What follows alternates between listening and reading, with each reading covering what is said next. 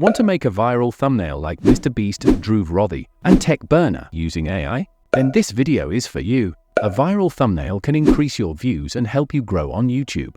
First, let me show you some examples I've already created using AI. Look at these thumbnails, they're almost identical to the originals and also look cool. First, go to the YouTube search bar and paste your YouTube video title. Then, choose a good-looking thumbnail that fits your title and copy the link of the video. Next, go to Google and search for a YouTube thumbnail downloader. Download the thumbnail, then go to ChatGPT, upload the image, and use the prompt provided. I will include this prompt in the video description. Read through the 3 prompts given by ChatGPT and determine which one is most suitable for your title. Now, open any image generator, but I prefer Ideogram AI or Leonardo AI. Ideogram AI is particularly effective for creating YouTube thumbnails because it closely follows your prompt to generate the image.